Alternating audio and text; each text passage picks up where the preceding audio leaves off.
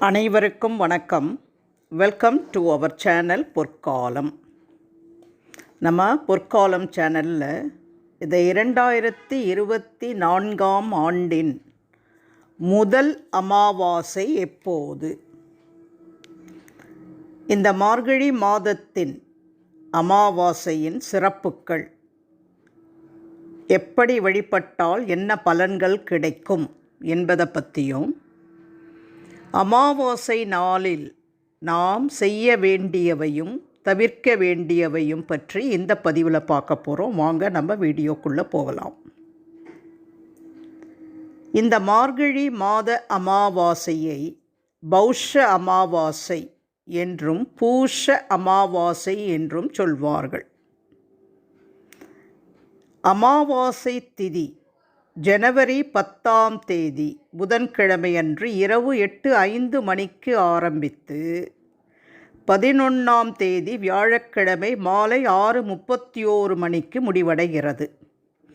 அதனால் அமாவாசை விரதம் வியாழக்கிழமை ஜனவரி 11ஆம் தேதி கடைபிடிக்கப்படுகிறது. மார்கழி மாதத்தில் வரும் அமாவாசை மிக முக்கியமான அமாவாசையாக பார்க்கப்படுகிறது. தெய்வ வழிபாட்டிற்குரிய மார்கழி மாதத்தில் வரும் முன்னோர் வழிபாட்டிற்குரிய அமாவாசை பலவிதமான தோஷங்களிலிருந்து நம்மை விடுவிக்க கூடியதாகும். நவகிரகங்களில் பாவ கிரகங்களால் ஏற்படும் பாதிப்புகளில் இருந்து நமக்கு விடுதலை தரக்கூடிய சக்தி வாய்ந்த அமாவாசையே இந்த மார்கழி அமாவாசை. இந்த மார்கழி அமாவாசையை பௌஷ அமாவாசை என்றும் பூஷ அமாவாசை என்றும் சொல்வார்கள். இந்துக்களின் நாட்காட்டியில் குறிப்பிடப்படும் மிக முக்கியமான விரத நாட்களில் ஒன்றுதான் அமாவாசை. அமாவாசை என்பது நம்முடைய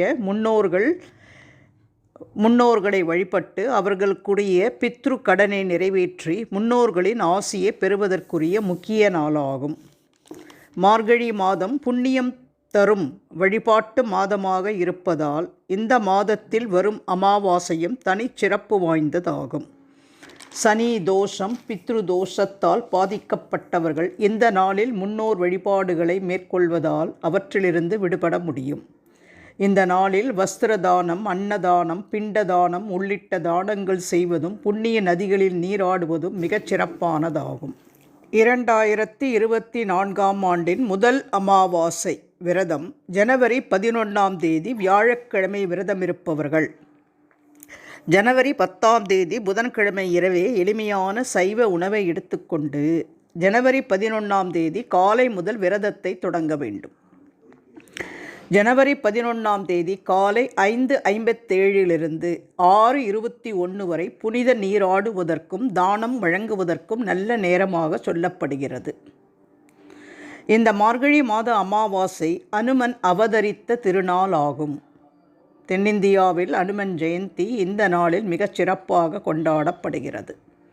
இந்த நாளில் விரதமிருந்து அனுமனை வழிபடுவது, வடைமாலை, வெற்றிலை மாலை சாத்தி வழிபட்டால் சனி தோஷத்திலிருந்து விடுபட முடியும். அதோடு இந்த நாளில் தனலட்சுமியையும் தானியலட்சுமியையும் வழிபாடு செய்தால் குறைவில்லாத செல்வம், அதிர்ஷ்டம் ஏற்படும். அதோடு ராகு, கேது, சனி போன்ற கிரகங்களால் ஏற்படும் பாதிப்பில் இருந்தும் நாம் விடுபட முடியும். இப்போ மார்கழி அமாவாசையில் செய்ய வேண்டியவை, தவிர்க்க வேண்டியவை என்னென்ன என்று பார்ப்போம். மார்கழி அமாவாசையில் அசைவம் சாப்பிடுவது, பூஜை பொருட்கள் வாங்குவது, தானியங்கள், மாவு பொருட்கள் வாங்குவது, திருமண சடங்குகள் நடத்துவது, மங்கள நிகழ்வுகள் நடத்துவதை தவிர்க்க வேண்டும். 2வது, புதிய தொழில் தொடங்குவது, பண பரிவர்த்தனை செய்வது, பெரிய முதலீடுகள் செய்வது, இவற்றையெல்லாம் தவிர்க்க வேண்டும். 3வது, துக்க காரியங்கள் நடக்கும் இடங்கள், இடுகாடு முதலிய இடங்களுக்கு செல்வதையும் தவிர்க்க வேண்டும். ஏனென்றால் இந்த காலத்தில் தீய சக்திகள் அதிக வீரியத்துடன் காணப்படும். அதனால் நமக்கு பாதிப்புகள் ஏற்படுவதற்கு வாய்ப்பிருக்கிறது. அமாவாசையில் செய்ய வேண்டியவை: தெய்வங்கள், முன்னோர்கள் இவர்களுக்கு நல்லெண்ணெய் தீபம் ஏற்றி வழிபடலாம். அரச மரத்தடியில் விளக்கேற்றி வழிபடுவது நமக்கு சிறப்பான பலன்களை தரும். அமாவாசை என்பது பித்ருக்களுக்கே உரிய நாள். பித்ரு பூஜை செய்து எள்ளும் நீரும் இறைத்தும் பிண்டம் வைத்தும் முன்னோர்களுக்கு படையலிட்டு படைத்தும் காகத்திற்கு உணவு வைத்தும் வழிபட்டால் முன்னோர்களின் பரிபூரண ஆசியையும் அருளையும் பெற முடியும். பசுக்களுக்கு வாழைப்பழம் அகத்திக்கீரை உணவாக கொடுக்கலாம். இந்த அமாவாசை நாளில் கோபப்படுவது, சண்டை போடுவது, அழிவு தொடர்பான விஷயங்களிலிருந்து விலகி இருப்பது நல்லது. இப்போ நம்ம இந்த பதிவின் மூலமாக மார்கழி அமாவாசை திதி எப்போது ஆரம்பித்து எப்போது முடிகிறது, எந்த நாளில் அமாவாசை விரதம் ஆரம்பிக்க வேண்டும், அனுமன் ஜெயந்தி அன்று அனுமனை எப்படி வழிபட வேண்டும், அமாவாசை நாட்களில் நாம் தவிர்க்க வேண்டியவையும் செய்ய வேண்டியவை பற்றியும் தெள்ளத் தெளிவாக தெரிந்து கொண்டோம் என்று நினைக்கிறேன். இந்த பதிவு உங்களுக்கு பயனுள்ளதாக இருந்தால் உங்கள் உற்றார் உறவினர் நண்பர்களோடு மறக்காமல் ஷேர் பண்ணுங்கள். இதான் முதல் முறை எங்கள் சேனலை பார்க்கிறீர்கள் என்றால் சப்ஸ்கிரைப் செய்து எங்களோடு இணைந்தால் எங்களுடைய பதிவுகள் உங்களுக்கு உடனுக்குடன் வந்து சேரும்.